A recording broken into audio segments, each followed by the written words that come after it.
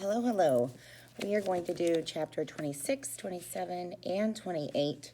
Chapter 26 begins on page 102. Here we go. He left Willie Mae at the hotel and went down the highway. "Sistine!" he shouted as he ran. "Sistine!" he screamed. And miraculously, he saw her, her orange dress with the pink polka dots glowing on the horizon. Sistine Bailey. "Hey!" he shouted. "Sistine! I got something to tell you." "I'm not talking to you," she shouted back. But she stopped. She turned around. She put her hands on her hips. He ran faster. "I come to tell you about the tiger," he said when he caught up with her. "What about him?" "I'm fixin' to let him go," said Rob. Sistine squinted her eyes at him. "You won't do it," she said. "Yes, I will," he told her. He reached into his pocket and pulled out the keys and held them in front of her, proudly, as if he had just conjured them out of thin air, as if they had never existed before. "I'm going to do it," he said. "I'm going to do it for you." "Woo-wee!" somebody screamed, and Rob turned around and saw Beauchamp come speeding right toward them in his red Jeep. "Oh, no," whispered Rob. "Is it him?" Sistine whispered. Rob nodded. Beauchamp pulled over to the side of the road, spraying mud and water everywhere. "You out getting your exercise?" he hollered. Rob shrugged. "Speak up," roared Beauchamp. He got out of the Jeep and came toward them. Rob quickly pocketed the keys. His heart thumped once loudly, as if it was cautioning him to keep quiet, and then it went back to beating normally. "Well, looky here," said Beauchamp when he saw Sistine. "You out chasing girls, is that it? Man after my own heart. This your girlfriend?" Beauchamp pounded Rob on the back. "No, sir," said Rob. He looked at Sistine. She was staring so hard at Beauchamp that Rob was afraid the man might burst into flames. "I got more goods for you," Beauchamp said. "I left 'em back at the motel with Ida Bell." "Yes, sir," said Rob. "What's your name, little thing?" Beauchamp said, turning to Sistine. Rob's heart gave another warning thud. Lord only knew what Sistine would say to Beauchamp. But Sistine, as always, surprised him. She smiled sweetly at Beauchamp. "Sissy," she said. "Well, that's pretty," said Beauchamp. "That's the kind of name worth running down the road after." He leaned over to Rob. "Remember what we got going. You're keeping your manly secrets, ain't you?" "Yes, sir," said Rob. Beauchamp winked. His toothpick wiggled. "I got me some business in town," he said. He squeezed Rob's shoulder hard, and then he took his hand away. "You and your girlfriend stay out of trouble now, you hear?" "Yes, sir," said Rob. Beauchamp swaggered back to the Jeep, and Rob and Sistine stood together and watched him get in it and roar down the highway. "He's afraid," said Sistine. "He's afraid of the tiger. That's why he's making you feed him." Rob nodded. That was another truth he had known without knowing it, the same as he had known that Sistine's father was not coming back. He must, he realized, know somewhere deep inside him more things than he had ever dreamed of. "I'm sorry," he said. "What I said about your daddy, I'm sorry."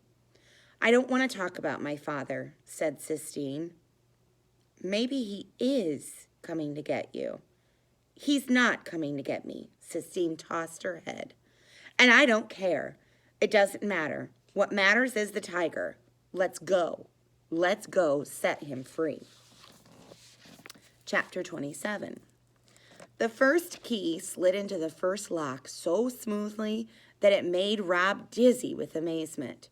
It was going to be so easy to let the tiger go. "Hurry," Sistine said to him. "Hurry up. Get the other locks." He opened the second lock and the third, and then he took them off one by one and handed them to Sistine. who laid them on the ground. "Now open the door," she said. Rob's heart pounded and fluttered in his chest. "What if he eats us?" he asked. "He won't," said Sistine. "He'll leave us alone out of gratitude. We're his emancipators." Rob flung the door wide open. "Get out of the way," he shouted, and they both jumped back from the door and waited. But the tiger ignored them. He continued to pace back and forth in the cage, oblivious to the open door. "Go on," Rob said to him. "You're free," Sistine whispered. We are testing the speaker. This is only a test. Thank you. But the tiger did not even look in the direction of the door. Sistine crept forward and grabbed hold of the cage. She shook it. "Get out," she screamed. "Come on," she said, turning to Rob. Help me get him out." Rob grabbed hold of the fence and shook it. "Get," he said. The tiger stopped pacing and turned to stare at them, both clinging like monkeys to the cage. "Go on," Rob shouted, suddenly furiously. He shook the cage harder. He yelled. He put his head back and hollered, and he saw that the sky above was thick with clouds, and that made him even angrier. He yelled louder. He shouted at the dark sky. He shook the cage as hard as he could. Sistine put a hand on his arm.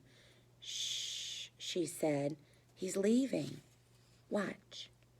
As they stared, the tiger stepped with grace and delicacy out of the cage. He put his nose up and sniffed.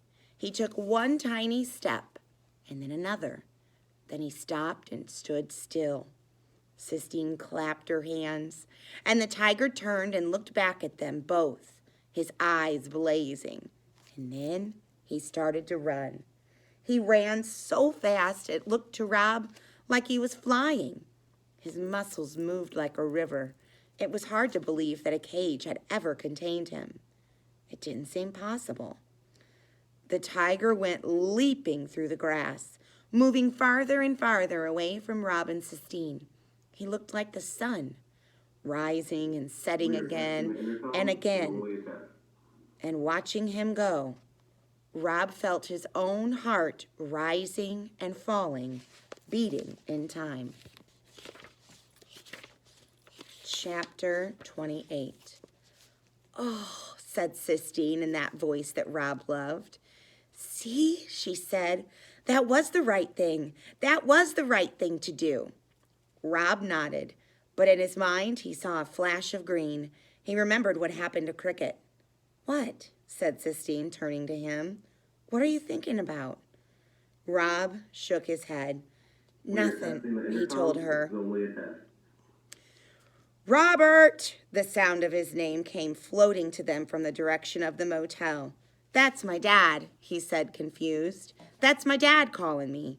And then they heard Willie Mae. "Do, Jesus!" she screamed, her voice high and wild.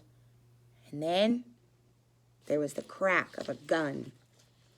They both stood still, stunned and silent. And when Willie Mae came running out from under the pine trees and saw them, she stopped. "Thank you, Jesus," she said, looking up at the sky. "2 whole children. Thank you. Come here," she said. She opened her arms. "Come to me." Rob started walking toward her. He wanted to tell her that she was wrong. He wanted to tell her that he did not feel whole. But he did not have the energy or the heart to say anything. All he could manage was putting one foot in front of the other. All he could do was keep walking toward Willie Mae. Willie Mae led them back, and when Rob saw the tiger on the ground and his father standing over it, holding the rifle, he felt something rise up in him, an anger as big and powerful as the tiger, bigger. "You killed him," he said to his father. "I had to," his father said. "That was my tiger," Rob screamed. "You killed him! You killed my tiger!" He ran at his father and attacked him. He beat him with his fists. He kicked him. But his father stood like a wall. He held the gun up over his head and kept his eyes open and took each hit without blinking.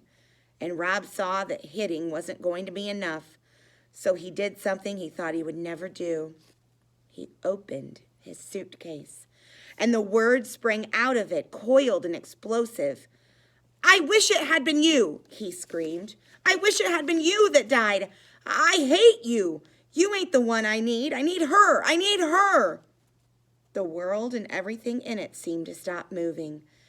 He stared at his father. His father stared at him. "Say her name," Rob screamed into silence. "You say it." "Caroline," his father whispered with the gun still over his head, with his eyes still open. And with that word, with the small sound of his mother's name, the world lurched back into motion, like an old merry-go-round. It started to spin again. His father put the gun down and pulled Rob to him. "Caroline," his father whispered. "Caroline, Caroline, Caroline." Rob buried his face in his father's shirt. It smelled like sweat and turpentine and green leaves. "I need her," Rob said. "I need her too," said his father, pulling Rob closer. "But we don't got her. Neither one of us. What we got, all we got, is each other. And we got to learn to make do with that." "I ain't gonna cry," Rob said, shutting his eyes, but the tears leaked out of him anyway. Then they came in a rush and he couldn't stop. He cried from somewhere deep inside of himself, from the place where his mother had been, the same place that the tiger had been and was gone from now. Rob looked up and saw his father wiping tears from his own eyes. "All right," said his father, holding Rob tight. "That's all right," he said. "You're okay." When Rob finally looked up again, he saw Willie Mae holding Sistine just like she was a baby, rocking her and saying, "Shh." Willie Mae stared back at him. "Don't think you're going to start pounding on me now," she said. "No, ma'am," said Rob. He wiped the back of his hand across his nose and slid out from his father's arms. "I went and got your daddy," Willie Mae told Rob as she swayed back and forth, rocking Sistine. "I figured out what you was gonna do, and there ain't no telling what that tiger would have done once he got out of that cage. I went and got your daddy so he could save you."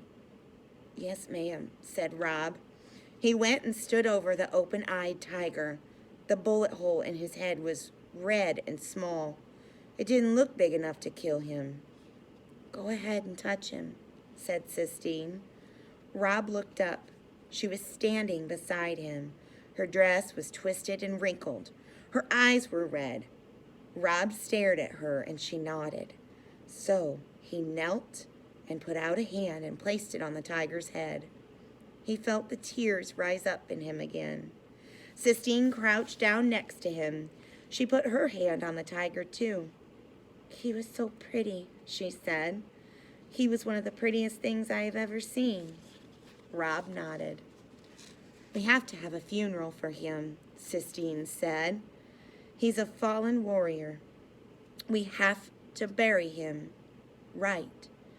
Rob sat down next to the tiger and ran his hand over the rough fur again and again, while the tears traveled down his cheeks and dropped onto the ground. And that was our reading for today. See you next time when we finish the book.